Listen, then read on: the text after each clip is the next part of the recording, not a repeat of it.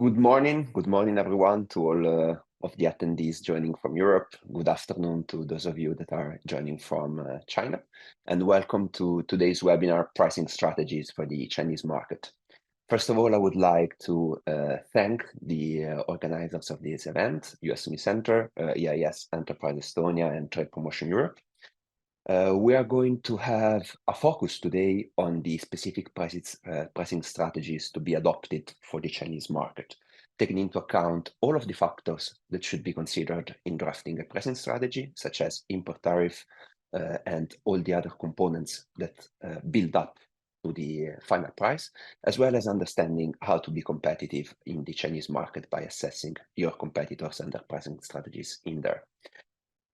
Without dwelling too much on the initial introduction, which will be later covered also by Ilaria Perla from EIS Enterprise Estonia, I would like to provide a very quick glimpse of today's agenda. We're going to have 3 opening remarks from myself, representing USME Center, Ilaria Perla from EIS Enterprise Estonia, and John Saleggi Martija from Trade Promotion Europe.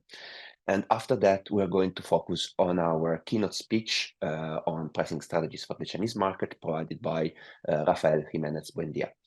Afterwards, we're going to have a Q&A session. You can write your questions throughout the entirety of the webinar by simply using the Q&A function of the Zoom platform, and we will try to reply to as many of them as possible during the Q&A session. If we are not able to reply to all of you, please do not worry, we are going to follow up in the coming days by email. Before moving on with the main topics, I would like to very briefly present USME Center. We are a EU-funded project under the European Commission, ESMEA, aimed at supporting EU small and medium enterprises that want to access or expand in the Chinese market. This project was launched initially in 2010, so this is already the 14th year of life of the project, and we offer all of our services free of charge for the enterprises. Being the goal that of supporting USMEs that want to access the Chinese market, we've devised 5 core services that are freely accessible to the enterprises. The first one is the self-diagnosis tool, which can be directly accessed by the SMEs simply by accessing our website. Here you will have the chance to briefly evaluate your understanding of the Chinese market, and should you have any gap, the website will redirect you to the knowledge component of the website. Here you will be able to find all of the market reports, guidelines, and case studies that have been published in the past 14 years in order to have a deeper understanding of the various topics that you might be interested in. Should that not be sufficient, we also provide the opportunity for enterprises to have one-on-one exchanges with our experts through the Ask the Expert function. This one as well is freely accessible on our website, and you will have the chance to pose questions that are directly of interest for your enterprise to our experts. The third component is the training one, such as the event we are holding today, in which we provide presentations through webinars, seminars, and all the various forms available in order to tackle specific issues or opportunities of the Chinese market.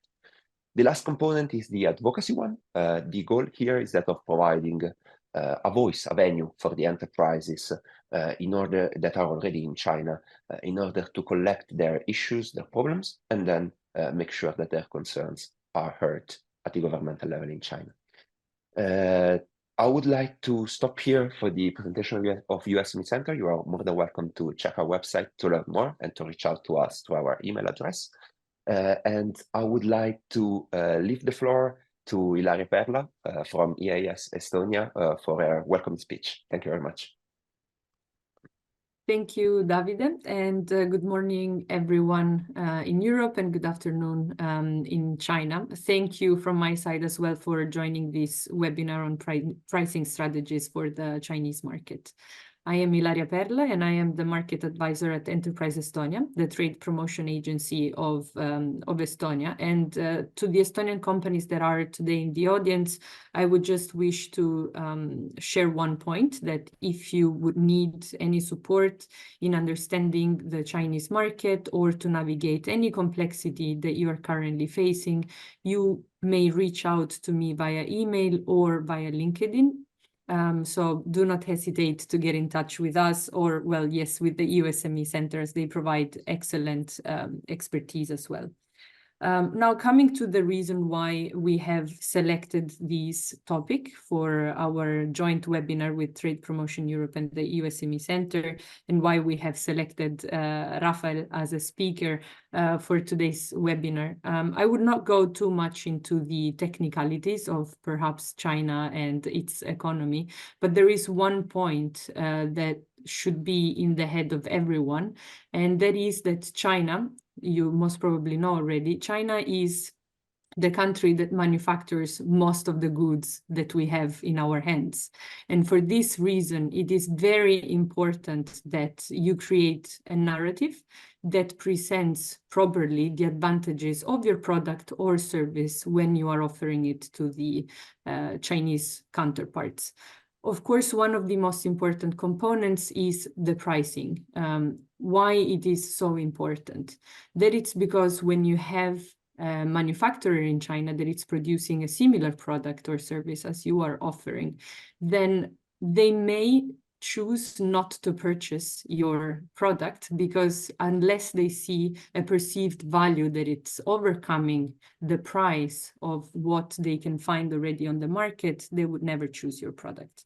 So for this reason, we have brought in Rafael that has already an experience in advising companies entering the Chinese market, first with the USME Center and later on also at the Enterprise Estonia Trade Promotion Agency. And he will provide all of you with the tools to be able to understand how to create that narrative and that price that will be interesting or like good enough for your potential partner to choose your product or service.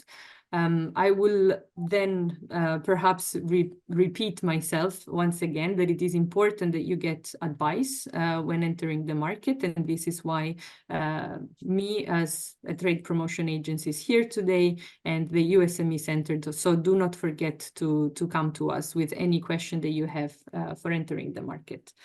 Thank you very much, everyone, and I guess I should move the floor to John this time. Thanks a lot, everyone.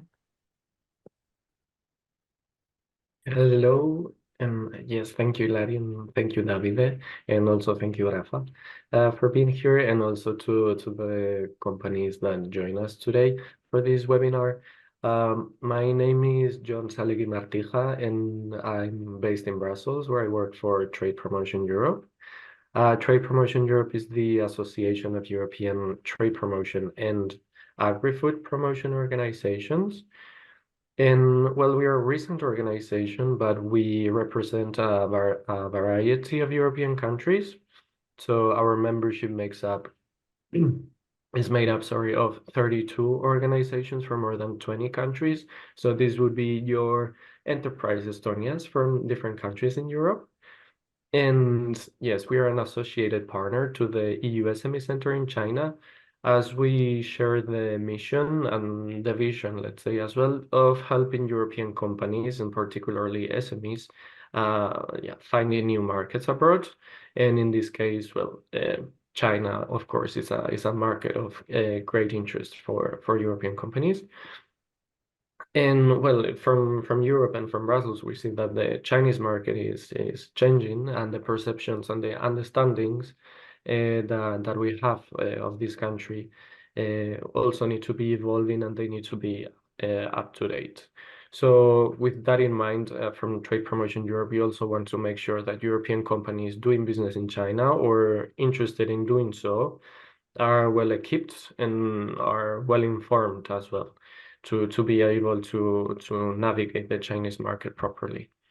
And yes, having said that, I hope this is the first, but the first among many webinars that we organize alongside the USME Center and Enterprise Estonia and many other of our TP members. And we hope that the companies that join us today find it valuable, and thank you for the interest. And also my call to the companies that are present here today would be that feel free to talk to the SME Center in China. They have thousands of topics covered in their website, and as Davide was saying, they can also provide you with more tailored advice. Talk to your embassies and talk to your trade promotion and agri-food promotion organizations both in Europe and as well as in China.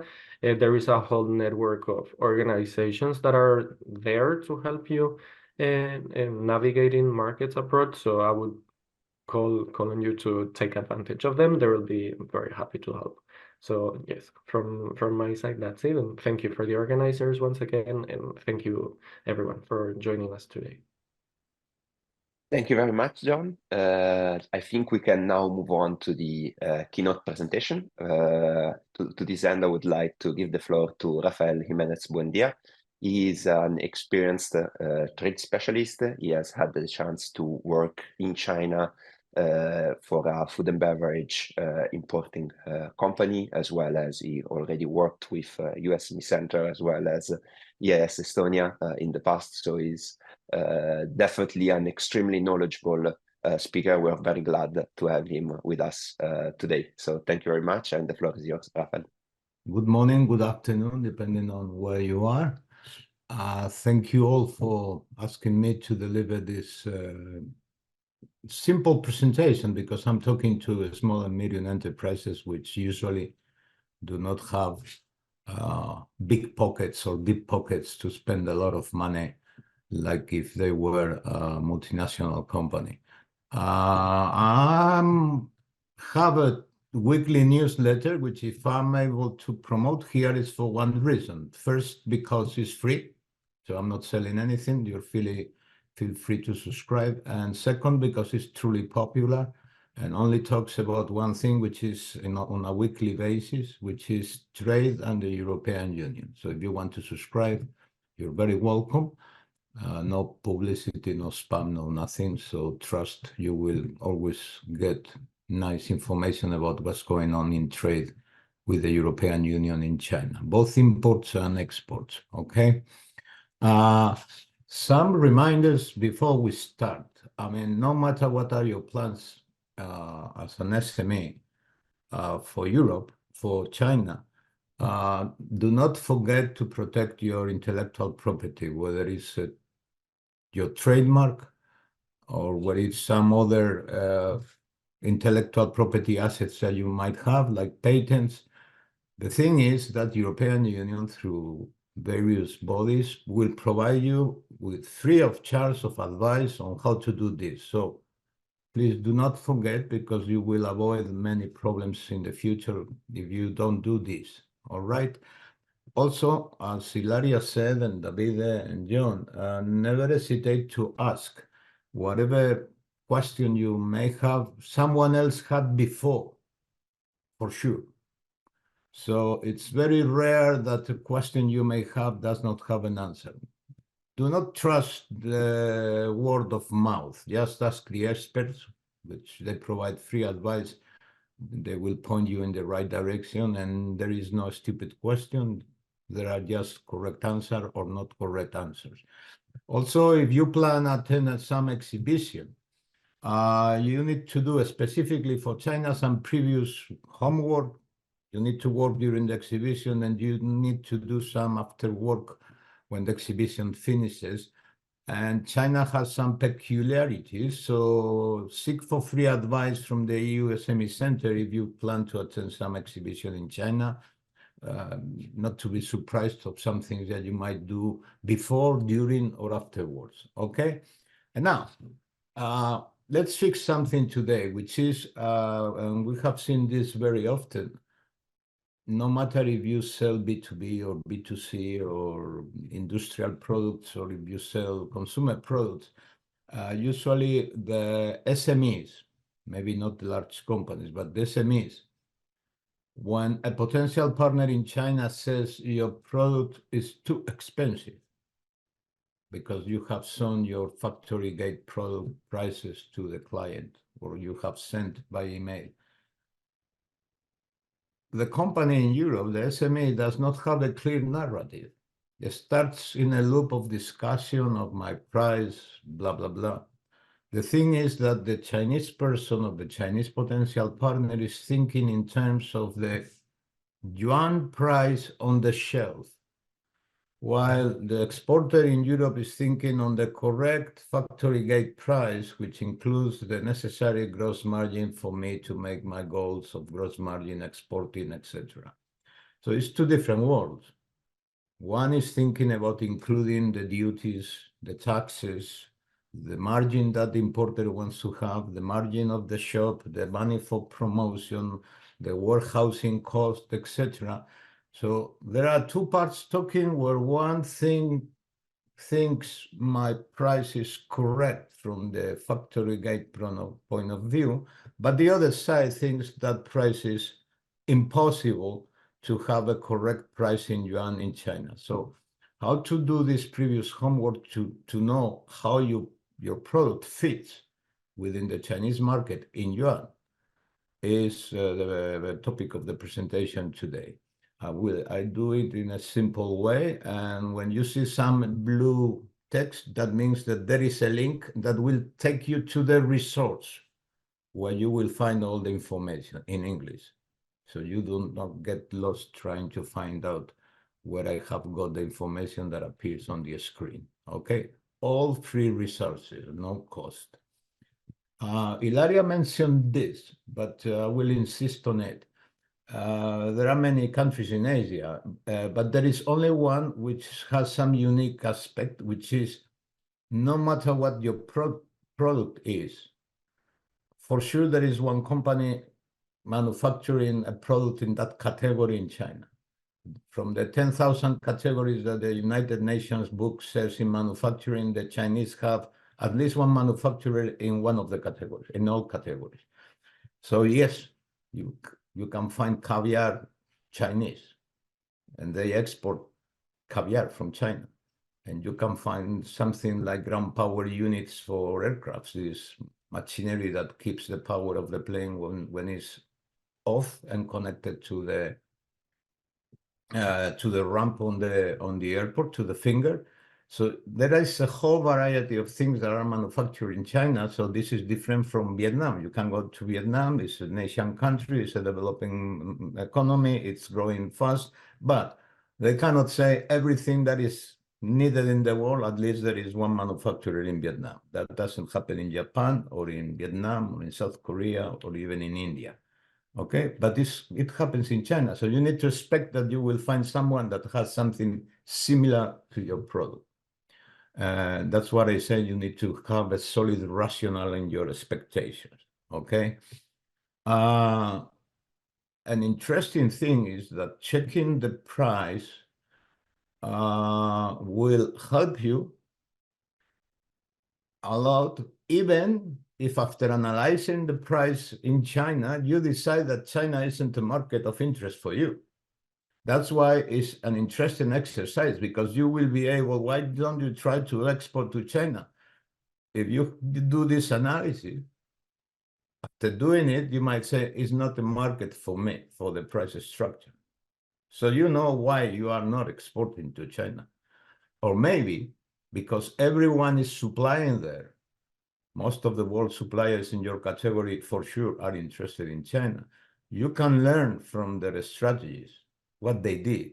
Maybe they did something you didn't think beforehand and allows them to sell in China at the right price, while you never expected to do that, but you can learn. Also, the competition is terrible in every single category. When you find out the prices and how terrible is the competition, no matter how good is your product, you will discover some gaps in your offerings, okay? This will help you, even if you decide for the time being not going to China, to obtain ideas for innovating.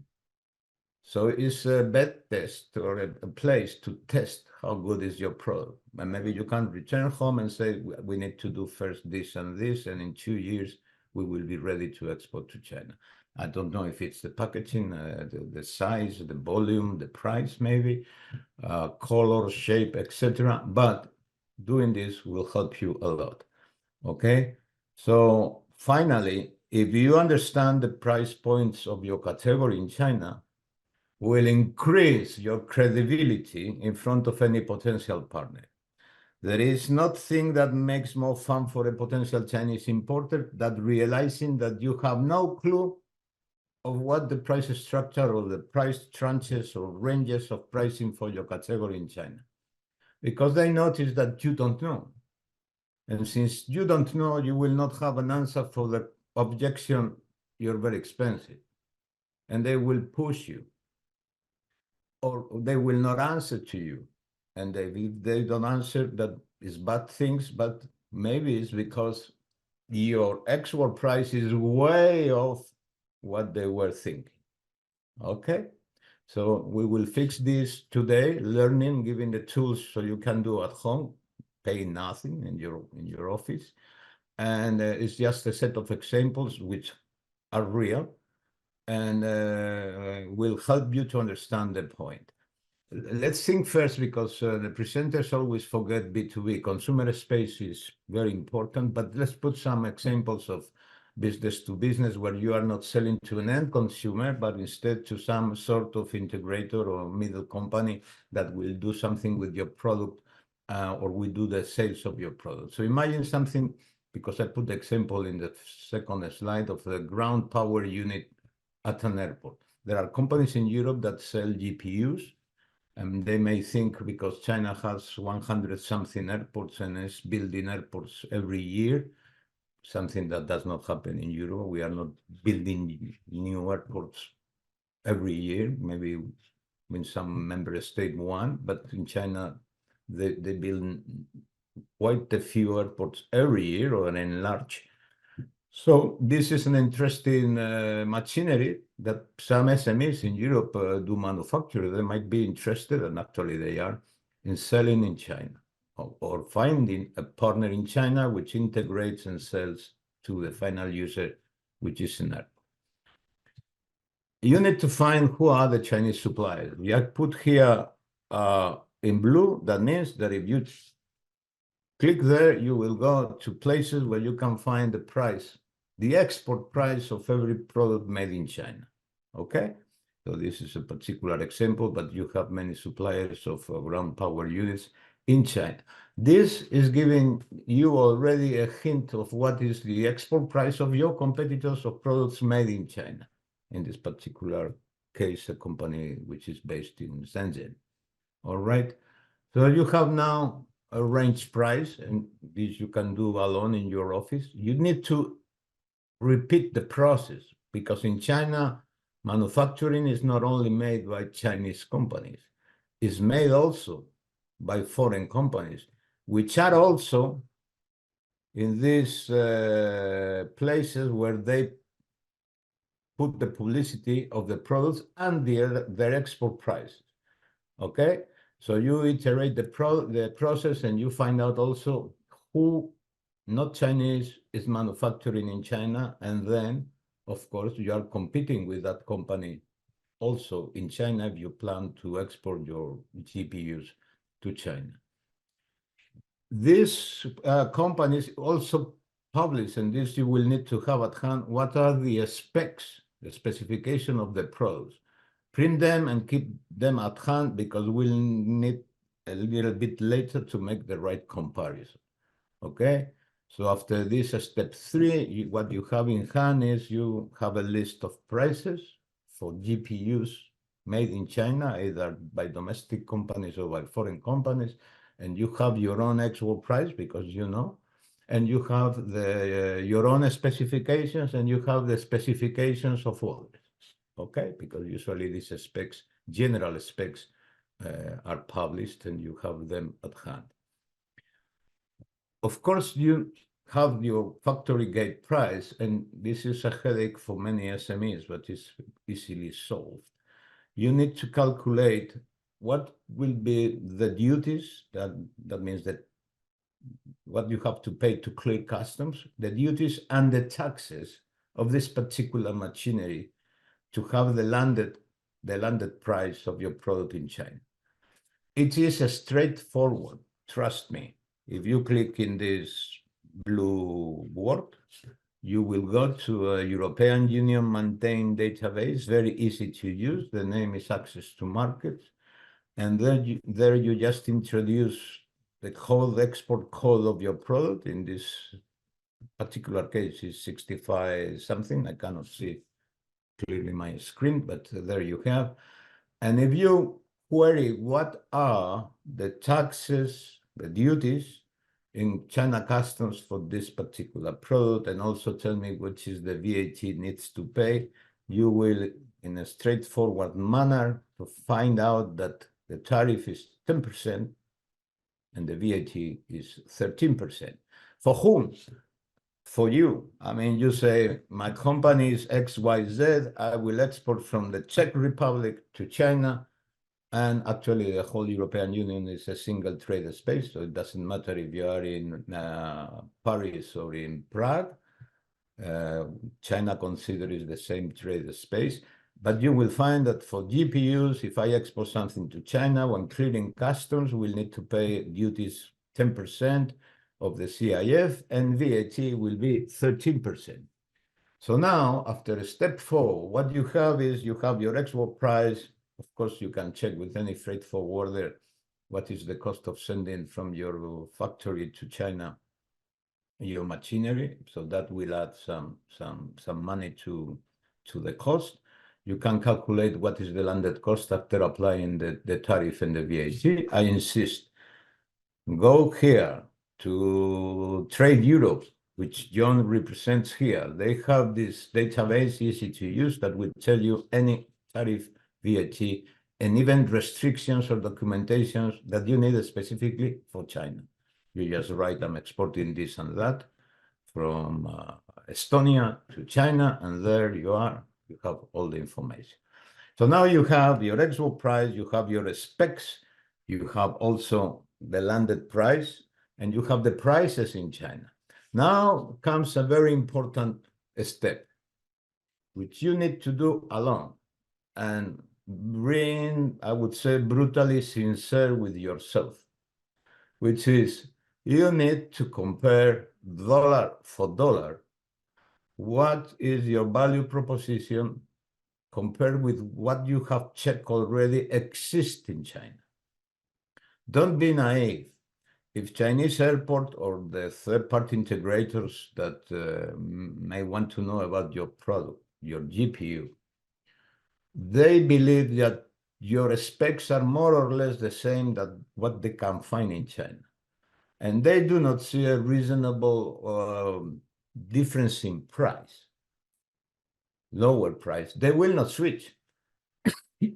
They will not spend time switching from supplier if they can find something already in China which is similar in price and similar in specification. It will be a very tough, insisting will be, I wouldn't say a waste of time, because some competitors may fail, but it will be a very, very bumpy road, because why should we change if you do not provide better features or better price? So this is one of the things that is useful to know beforehand, because will avoid you frustration and will allow you in advance to know what's the situation in China. And maybe you need to go back to your production colleagues and say, listen, guys, we are not substantially better than this offering in China, and we are not substantially lower in price. So we improve and we add new features, or we reduce the prices, or we will look for some other markets, but not China necessarily. But at least you know at this point in time why you are not exporting to China. Okay, and will save money to the company and frustration. Okay, one hint, there are a lot of companies, consulting, usually not big, that specialize in helping you to find potential partners in China. This is a process that I recommend for one reason, because it's not expensive in terms of investment of time. Usually for some 5,000 euros, there are companies, never hire a company for looking for partners that claims that they can find partners in any segment of the industry. That is impossible. There's nobody understanding the whole industry. There are companies that are good for food, others that are good for clothing, others that are good for understanding the market of drones or for understanding the market of machinery or chips, but it's impossible to be an expert in all the different categories. So usually these companies, what they do, if you hire the services, is they understand your category and they contact, let's say, 20 or 30 companies, and they offer that from the 20 or 30 companies, they send a questionnaire and they call them to check if they would be interested in talking with you about your product. All right? And they will pass to you the responses. Some of them, they will say, we are not in, some of them will not answer. Okay? And they will say, listen, company ABCD, they didn't answer. However, XYZ said, well, if they send us this information, so they need to provide additional information. Some other will explain and will say no, but they will give a reason. We have 2 suppliers and we are very happy with them. At the end of the process, the list will be reduced. And from the shorter list, they will be reduced to an even shorter list where they will find finally 2 or 3 potential partners that really, after you answering the questions that they might have in the process, might want to talk with you, not committing, but to talk. That can be online, that can be because you travel to China, or that can be waiting for the next exhibition and saying we will be there and we can meet at that exhibition. This is a service that usually saves a lot of time and avoid frustrations, as I said in the past. Teaches you how to adjust your product offering, and takes to 6 to 8 weeks. So if you are thinking about to be present in China the next year, you can start hiring one of these companies. The USME Center have list of services suppliers that can help you. And this, at the end of the day, can be a good solution to start finding partners. But do the pricing exercise first, okay?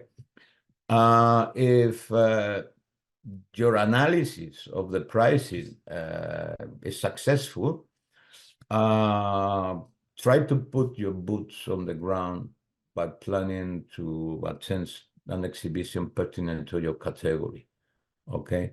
But if you go, now you are prepared to discuss about pricing. If you go with no knowing the prices, not having done this analysis about what are the prices in China for GPUs, you will find yourself lost at the exhibition, because if the first visitor says you are very expensive, you don't have a rationale to respond, okay? And in China, Chinese potential partners are very wary of first-time visitors who show the lack of understanding of the Chinese market. So if you demonstrate your familiarity with pricing, that increases the probabilities of generating a further interest in your portfolio, okay? There are also alternatives, which is maybe you should first not trying to go alone to Chinese market, but instead going through associations within your category. Imagine you export flowers. Maybe trying to instead of proposing like supplier of flowers XYZ, you can try to go as a member of the European Union Association of Flower, blah, blah, blah, or your country. But why? Because the European Union encourages and sometimes provides, not sometimes, very often, provides funding, not to help your company in particular to promote your product, but to help the association which represents the category to promote the product in China. And China is one of the strategic markets usually. So maybe you can start talking with your association saying, hey guys, why don't we consortiate our association of flowers in the Netherlands with the association of flowers somewhere in Italy, and together we make a plan of 2-3 years and we attend the proposals that the European Union accept for funding a campaign maybe of 2 years to attack the Chinese market. So this is another way to set your first time in China through associations rather than individually. Another example is, imagine you have heard the popularity of drinks, very healthy, based on cereals, okay, which are truly popular in China, the same as in Europe. Imagine that you do not make any drink. Actually, you are not a manufacturer or any final oat milk, for example.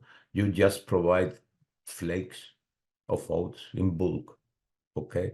This is a different case of the GPUs. In this case, China does not have, they have, but not in quantity enough, or maybe not the quality they need. They do not have oats. They have, but not enough. So in this case, your competitor will not be a particular company, let's say. Your competitor will be who is exporting flakes of oats to China. Then you need to find out. And this is a resource that is at your hand, and you don't need to pay anything for it. And you can do in English, and it's straightforward again, which is finding yourself in China customs is very easy to use. Who are the suppliers of oats? And then if you do this, you will discover that for 2023, the suppliers of oats in flakes to China were Australia, Russia, and Canada, and nobody else. And actually, the Aussies provided 3/4 of the oats that arrived to China. With this, now you will find out what is the price once landed in China of what? Of the dollar or the euro or the per ton of oats sent to China. And this will give you from the main supplier, which is Australia, let's say a price level to land the oats in China. And this is a straightforward. But in this case, also you need to be careful. You need to understand the treatment of tariffs at the Chinese customs are the same for Australia than for the European Union. The answer is no. But again, you go to this tool of the European Union, which is called Access to Market, and they will tell you that the duties that you have to pay in China for exporting your oats are 2%, while Australia, which you can find in this link that I have put here, you will discover that they are not paying 2%, they are paying 0 because they enjoy a free trade agreement between the two countries. Okay, so the landed price will be affected by a 2%. All right, so now you know how do you compare with Australia. Sometimes, even if price-wise your product compete with the Aussies, with Australia, there are other reasons, not necessarily related with price. Maybe, and you need to do that homework before, maybe it's as simple as why they buy from Australia. The price is the same, everything, quality is similar, etc. And maybe they never heard about you. While the Australia representatives of the companies exporting oats to China, they meet the clients 3 times per year or twice per year. So maybe there are underlying reasons why you do not find a European Union product in China. Maybe competition from another country, but maybe as simple as that they don't know that you have this product.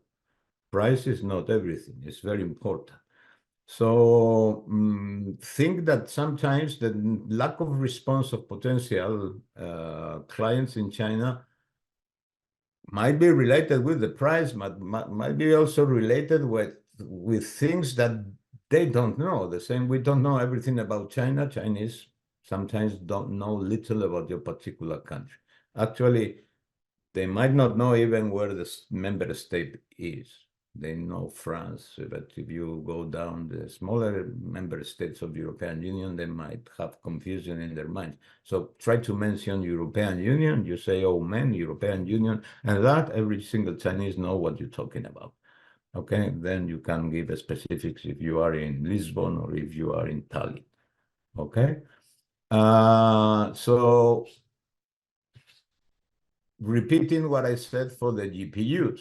Also, for flakes, consider that you can hire some consulting company specialized in agriculture and food and drinks, and with a modest investment, 5,000 euros for finding partners that can be with you several years is equivalent to 10 euros per week, so for 1 year, so it's no money.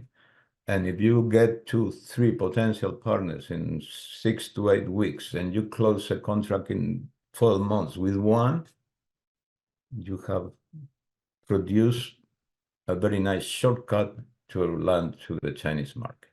Okay, and in this process, the prices are fundamental, of course.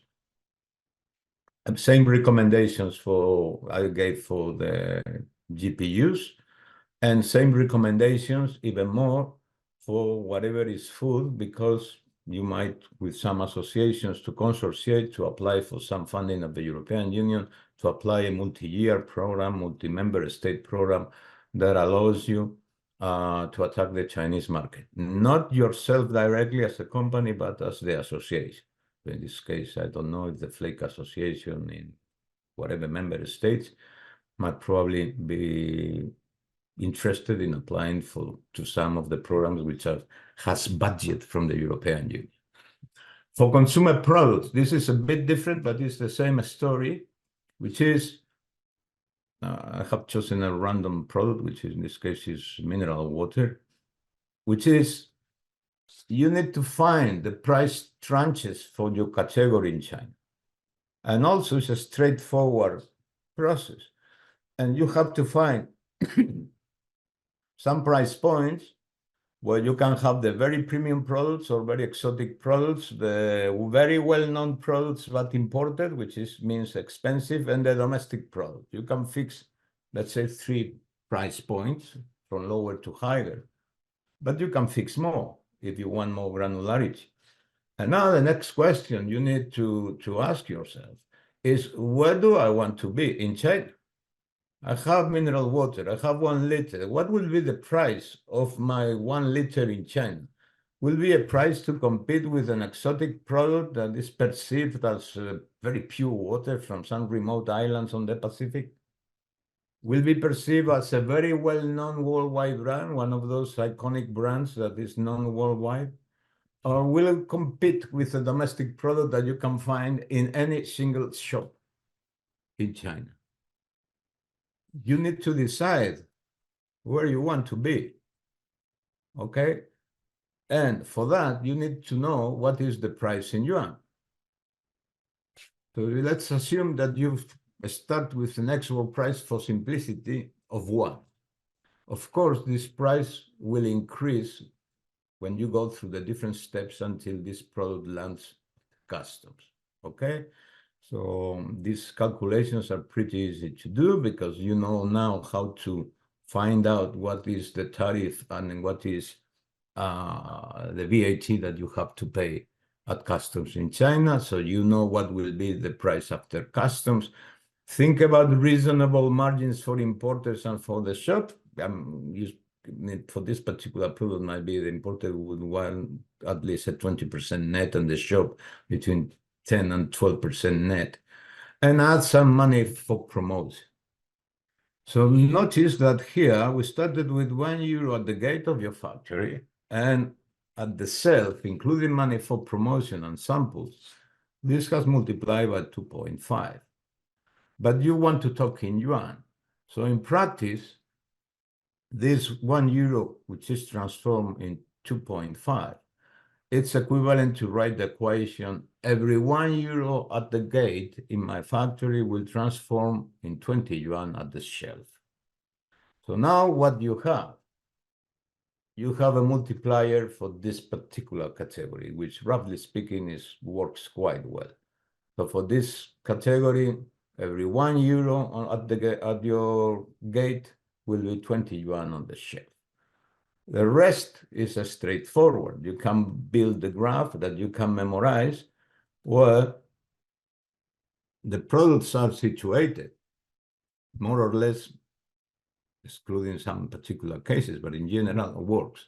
So With this, you know, okay, if I want to compete with these guys, which are in this level in yuan, I cannot be more expensive than 1.2 euros per liter at the gate of my factory. If I want to compete with the cheapest, I need to be just a few cents of a euro at the gate of my factory. Can I? Maybe I cannot. Where do I want to be? I want to compete with these guys, but this is a world brand. This is very famous. They spend in promotion a lot of money. Do I have that money? Maybe I need to position myself here, which is this price, which is somewhere near this famous brand, but not as cheap as this one. So that means that my price actually cannot be more than 0.3 euros per bottle, because at the end will transform in this particular price on the shelf, which in the case is here. Okay. So if you build this particular multiplier for this particular category, you can have this in your mind all the time to disguise prices when you go to an exhibition in China. Someone says, you are very expensive, and you can say, let me explain to you. What do you think would be the right price in yuan, in your opinion, Mr. Prospect in China, or Mrs. Prospect in China? And the person says, that would be 20 yuan. To put an example. Instantly, you can make the division by 20, all right? And say, okay, 20 divided by 20 is 1. I have a product which is 1 euro. Mr. or Mrs. Prospect, I have a product for you. I have a product whose price export will allow you to put the product at 20 yuan. And then you can start a serious conversation about exporting or not exporting, okay? Even don't despair if you do not fit within this line that is graph with the reality. Why? Do not despair, because China is a very fast changing market. What is true today might not be the truth 1 year from now. There are preferences from the consumers that change rapidly, and there are new generations taking the lead, and sometimes you never thought that you would have in the shelves in China alkaline waters, and now you can find. So review this every now and then, because there are a lot of new brands arriving to China and disappearing every single year, okay? So just make your graph, make your category, analyze the price, get the multiplier, build your graphs, and then archive in your mind for negotiating and in exhibitions that my multiplier is so much. So if these guys want this at 25 at the shelf, that means on the top of my head, this would mean 1.1 euro at my factory gate. And do we have this? Oh, yes, we have something. So let's start. All right. Every category has its own multiplier. So if you're talking about European Union wines, now it's more or less about 30. I mean, every single euro at the factory gate will transform into 30 yuan at the shelf. I will insist on adapt your expectations to their reality. You can have wines which go from 2 euros per bottle to whatever number of hundreds of euros per bottle, because it's a category which includes all sorts of prices. But before thinking about this particular category, you need to rationalize the real situation. Yes, the average red wine bottle exported from the European Union to China, on average, it's a 3.5 euro export price bottle on average. Okay? So that is equivalent to some 110, 120 yuan on the shelf. So if you say, well, my wine is very good, it's fantastic, it's a Danube River Basin wine, amazing, I believe you. But if the export price is 9, okay, realize immediately that you will be in the range of 300 something euros, yuan, sorry, which is very expensive for Chinese. I mean, you will not rotate this product. That does not mean that you will not find a potential spot to sell your wine. It means that there will not be many, okay? Because when you go up the scale on this curve, the chances you are getting far from the mean, this is the average, the chances to find importers or partners are very low. And think that this price for the red wine includes the very expensive Bordeaux wines. So it's not that these are the cheap wines sent in book. No, no, no. These are bottled wines and includes the expensive Bordeaux or Margaux or Saint-Emilion or other expensive wines of the European Union. So this is the reality. And where did I find this? Going to China Customs. And where did I find how to go to China Customs? Well, you have here how to do it, because I put it when we were talking about flakes. Okay? So you go here and you find what is the average price of a bottle landed in China from the European Union. So you have now a comparison. The farther you go from the mean, from the average, the more difficult will be to find a partner. So this is why you need to set to your expectations to the reality.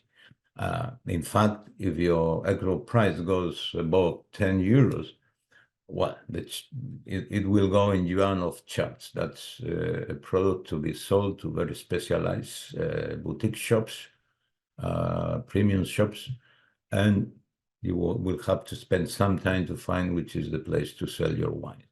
I'm saying this because sometimes people say my product is very good, whatever the product is.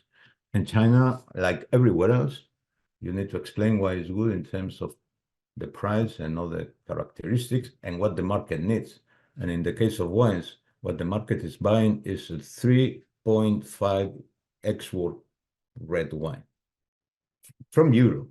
From other places, they are buying bulk, like from Chile, etc. Okay?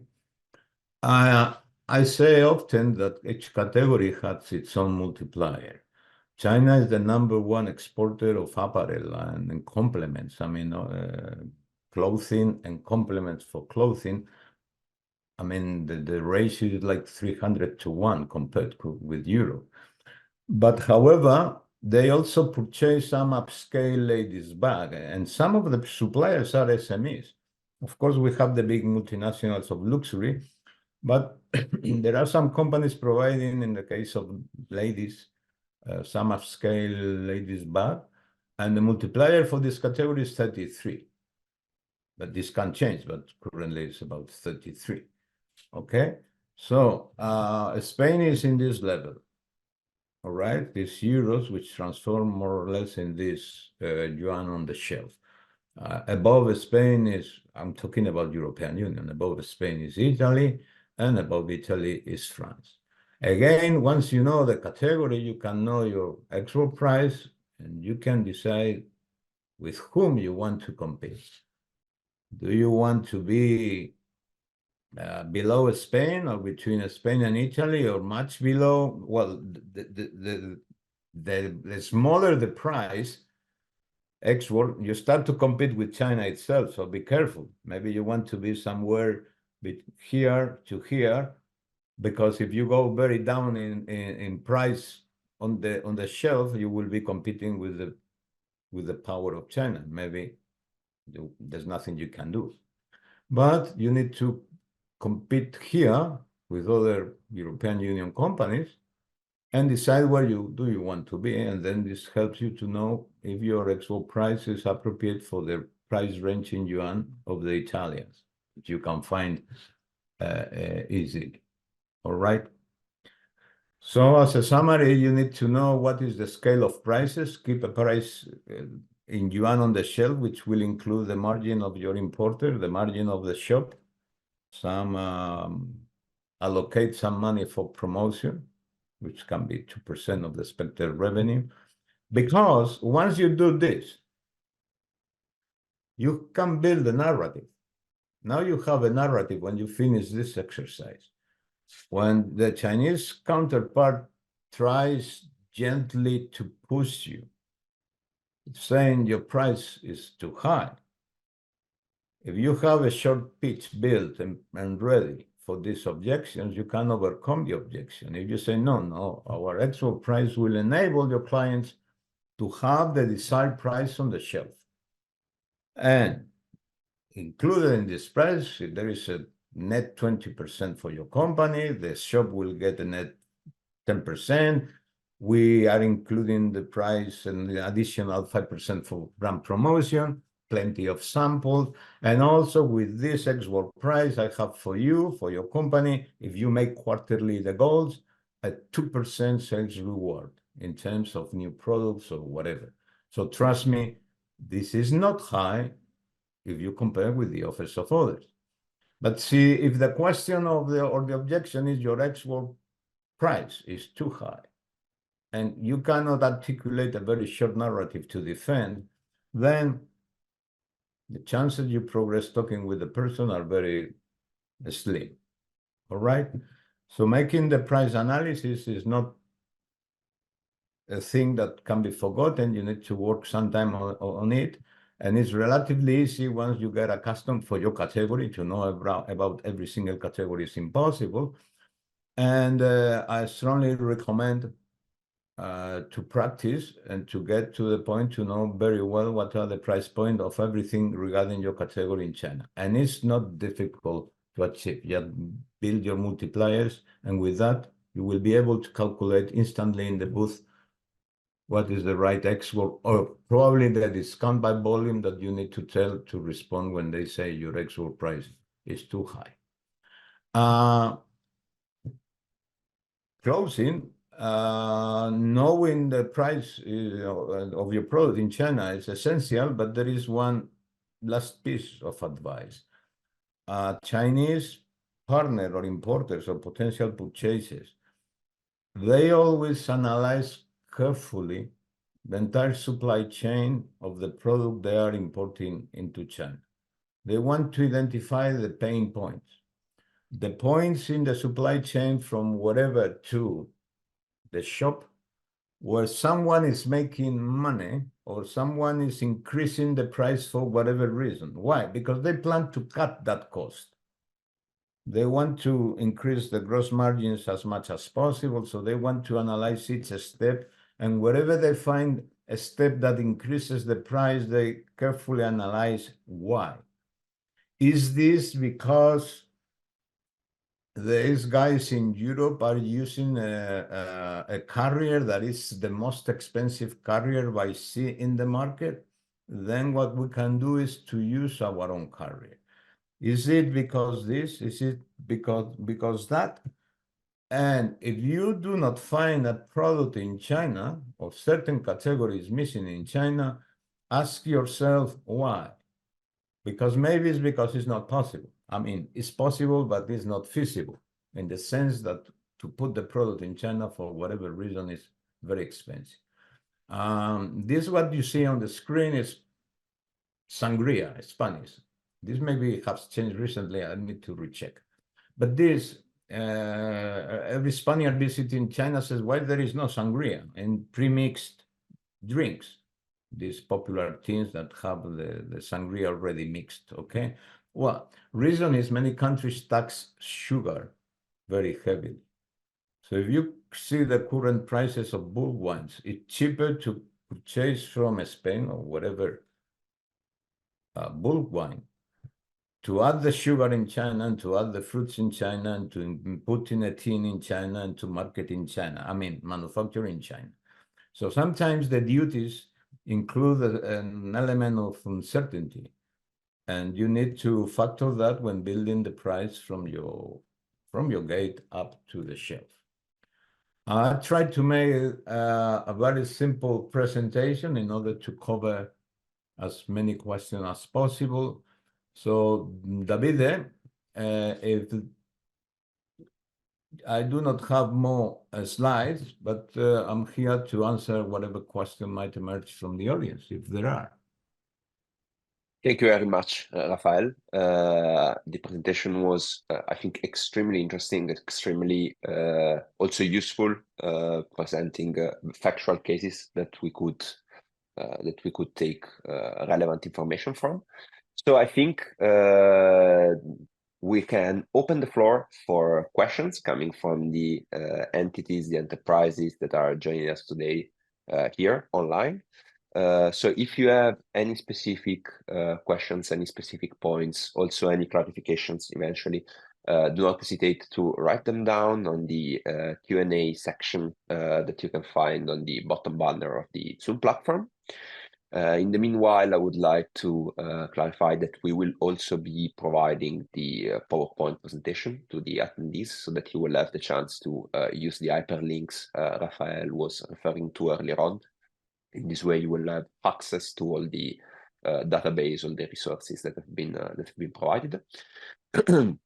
While I allow you the time to write your questions in the Q&A, I would also like to remind that USME Center can provide support for your market access in China, but also I would like to inform you that for what concerns IPR, which was one of the very first points that Rafael mentioned in his presentation, there is a twin project also funded by the European Commission called the China IP SME Help Desk, and they function very similarly to the USME Center. They provide free of charge advice, but they focus exclusively on intellectual property rights. So keeping that in mind, I see that we also have some questions on the links. As I mentioned, we will be sharing them through the PowerPoint presentation, so you will have access to all of the links that have been presented today. In the meantime, that eventually the participants draft their question, think about what could be relevant for their specific case, for their specific enterprise. I would like to ask you, Rafael, if you have any other additional caveats that you would like to present to the audience, any additional points that they should focus on. Yes, I have one of great importance, especially for SMEs, that they are busy, they do not have a lot of resources. They tend to sell at factory gate price. What happens? You should not allow, even if you know the right price, when you know the right price in yuan, please make crystal clear to your partner in China what is the correct price at the shelf. Why I'm saying this? It might happen that the partner in China is not truly experienced in your category. So sometimes they tend to put very high prices for your product. A high price means that will not rotate very much. And usually many products have an expiry date, okay? So when you call your importer saying, well, my friend, 1 quarter has passed and I do not have an additional order from you, and the importer says, well, you do not have an additional order because my warehouse is still almost full of your product. You remember those 3 containers you sent to me? And maybe it's because the price they put in order to maximize the gross margin of the importer was too high. So you need to educate and agree with your potential partner in China also what is the price, the correct price on the shelf. Otherwise, this product will be too long on the shelf, will get close to the expiry date, and then the importer will desperately try to contain the losses, selling at discount.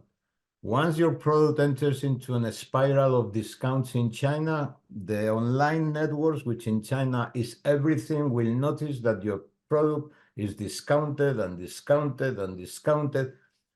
And the next time you want to find an importer or a partner, they will notice too that your products have been rolling down the price slope, and it will be difficult for you to convince them about your export price. And this is because someone put a wrong yuan price at the beginning. This is very frequent in fast-moving consumer goods. So agree with your partner about the right price on the shelf. Thank you very much. Do you also have any, for example, examples that you can bring us today to situations in which, for example, at a trade fair, having prepared the correct price point, having understood correctly how to position yourself, could prove to be an added leverage also from a commercial point of view, also in engaging with the partner? Well, usually, you know, in exhibitions, what people tend to do is to talk about the features of your product. For fast-moving consumer goods products, I would suggest that you need to immediately tell a potential partner approaching the booth to talk in their own language, which is, what is in this for me as a partner in China? This category is clothing or is whatever.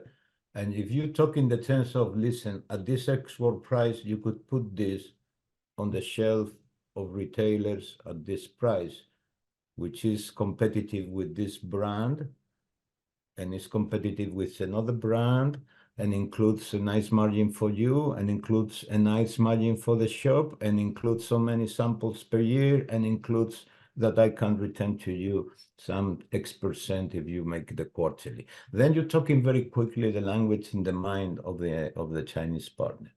Of course, if they say yes, you have to say, yeah, but you need to commit to some quarterly objectives.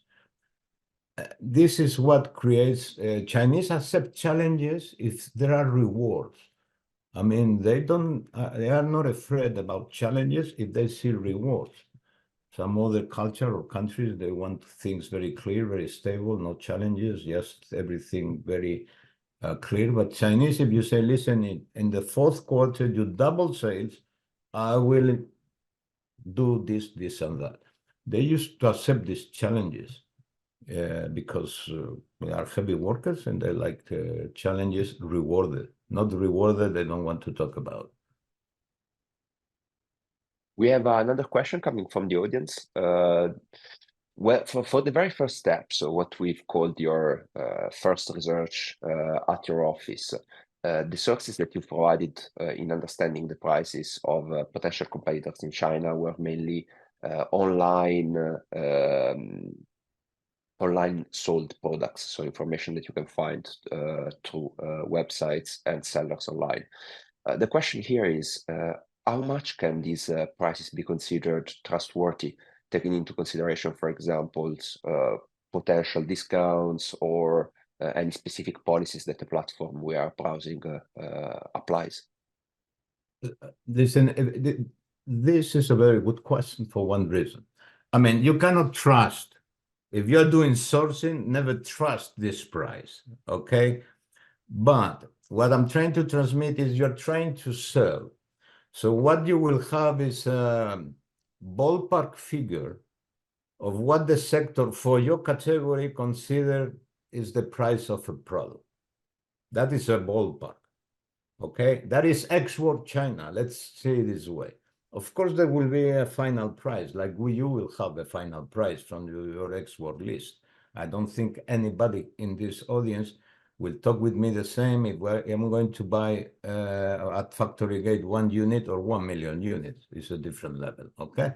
So, but that gives you a ballpark figure of what the sector in China, either foreign firms or domestic firms, consider is the range of products for the category. So if you see that General Electric manufactures in Hangzhou some ground power unit and says it's 60,000, and the company from Shenzhen says it is 30,000, and apparently the specs are the same, there is something strange there. But maybe you have your own GPU, which is 42,000, and whether it's correct or not, now you realize that you are between somewhere in the middle between the General Electric product and the Shenzhen product. If you are above General Electric, well, I'm sorry, but you're dead, because the Chinese will buy General Electric, multinational company, or they will buy the cheap product from the Shenzhen company. Be careful, because sometimes companies in China are very good also, so they can have high price. But you need a range. The same that if you are selling milk, you would like to know what is the price of different milks on the shelves in China, because you need to know that milk is very cheap in China, by the way, the regular milk. And then if you want to export milk, well, good luck, because you will need to include many costs, including promotion, for a product that at the end of the day sells for a few cents of a yuan, maybe on the shelf, okay? But it's a way to start. And then if you hire someone, they will tell you the exact prices because they make calls to the company. Moving on to the next question. This is very reliant on the way we have various protected designation of origin here in Europe. So we have various specificities throughout all the member states, also in between various regions of the member states. The question here is, should we apply a specific approach for setting the price of food, drinks that come from these that have this protected designation of origin, and also what would be the best way to convey the specificities, the unique features of these products? This is a super good question.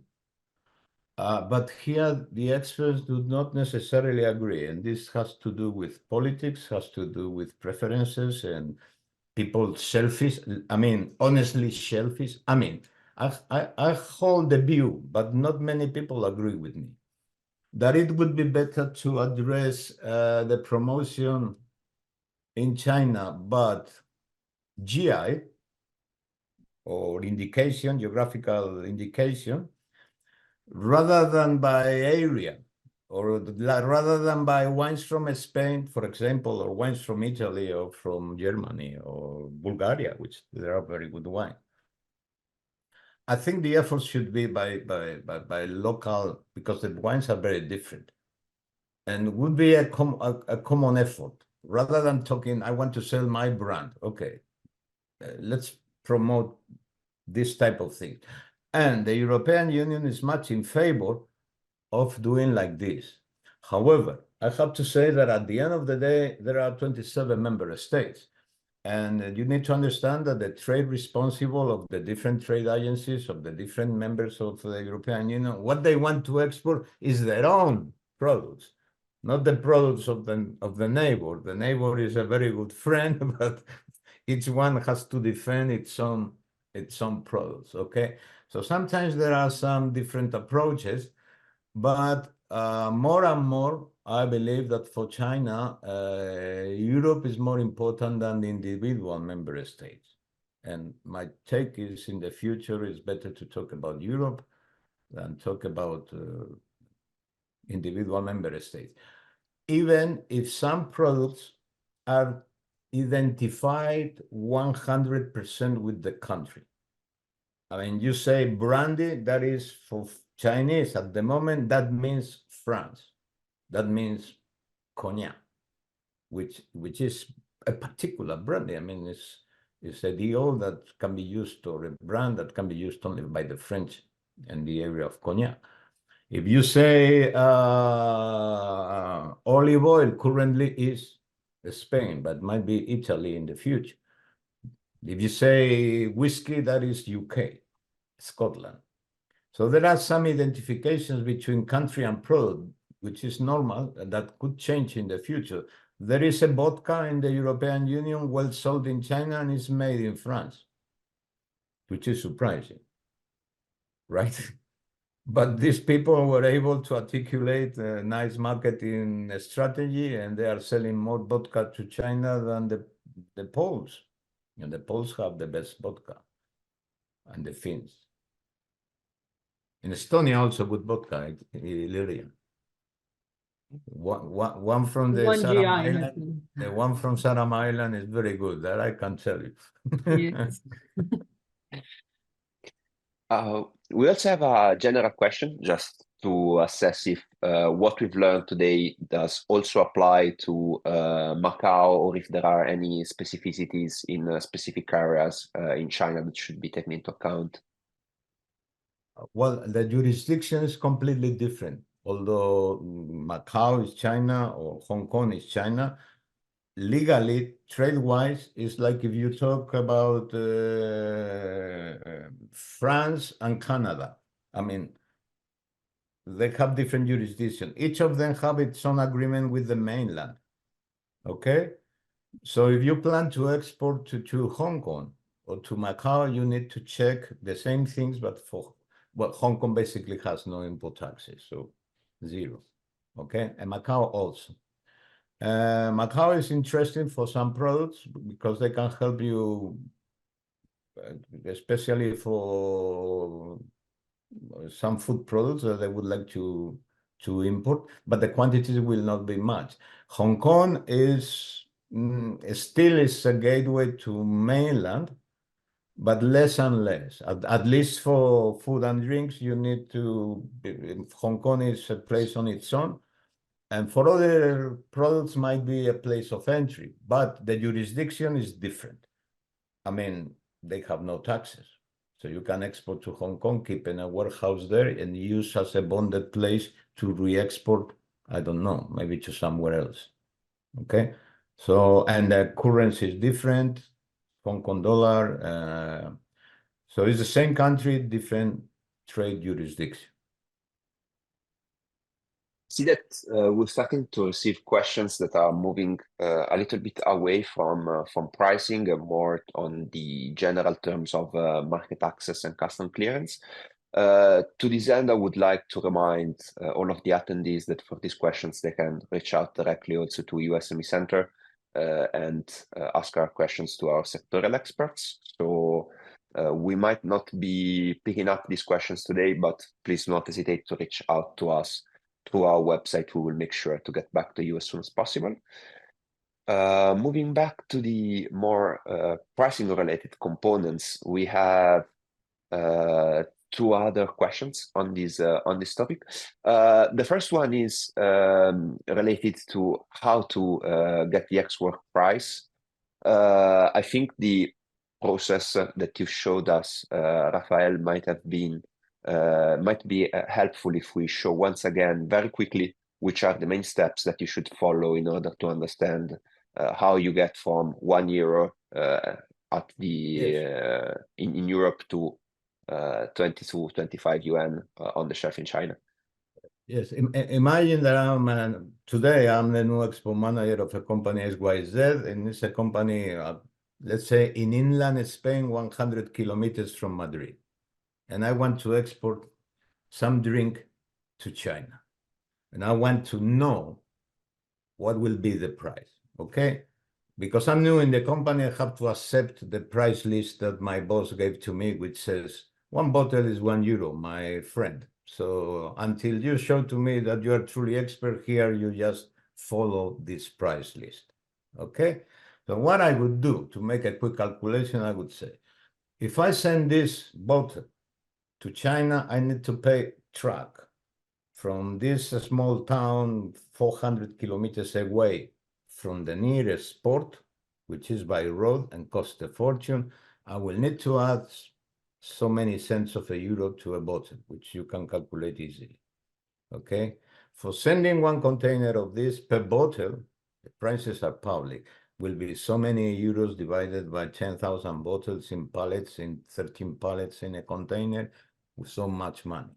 Now, this arrives to China. I need to add what? I need to add the tariff for this category. You enter into access to market of the European Union and you say the tariff in China for this category, which is this drink, let's say it's brandy, okay, is so much. I add this so much. Then I add the VAT, if any, that I can find also in access to market in this database that is linked in the presentation. Be careful, some products have consumer tax, like cosmetics, which is another tax that may exist, okay? That you can add because will be explained. So now you have the landed price. My €1 drinks transform in 1.9 euros after crossing customs. What people want to make money in China, so I will have at least one general distributor, which usually they will not accept less than a 20% net margin because they are taking risk purchasing. So if you want to get a 20% net, you need to add whatever increase of price. They will need to sell in shops, which they will like to have between 10 or 12% net. You need to receive some 5% for promotion because products do not sell themselves. And you can get this 5% of the top of the price. So this, adding, you get to some euros on the shelf. You multiply by 7.8, which is current more or less exchange rate. And that gives you, this is 34. Well, then for your category, the multiplier is 34. Okay? Remember, it's for the category because you have been applying a standard cost that does not have to do with the product from 1 to 3.4 or to 34. And now you see what are the prices of others in China. And you say, well, if the price here is 17, that means that the export might be around 0.5 euro. Now, my boss, do we have anything of 0.5 euro? No, boy, we don't have nothing. Okay, until we have something 0.5 euro, we do not have a product for China. It's that then you iterate with more sophistication, but it's a good way to understand China first time. A first instrument that can be used to have, at the very least, an understanding if it's helpful or not to even consider the Chinese market, or how would you position yourself in there. I believe that we have provided a very comprehensive first assessment of how to structure your pricing strategy. So thank you very much, Rafael, for the presentation, for the time in replying all the questions. Should there be any additional questions, please do not hesitate to reach out to us. We will try to get back to you in the coming weeks, either through Rafael for pricing related issues or for more market access general questions. We will get in touch with you directly from USME Center. I would like to remind all of the attendees to please take the survey at the end of this event. It is very helpful for us to understand in which direction we should move forward, what kind of content we should provide, how we can get better in supporting European small and medium enterprises. I would also like to take the chance to not only say a heartfelt thank you for all the attendees for joining us today, but also to our organizers, Trade Promotion Europe, EIS Enterprise Estonia. So thank you very much, John. Thank you very much, Ilaria. It was a pleasure. And once again, thank you very much, Rafael, for the very well-structured presentation. It was extremely helpful. So I'm looking forward to seeing all of the attendees once again in the future in our future events. And thank you very much once again for joining.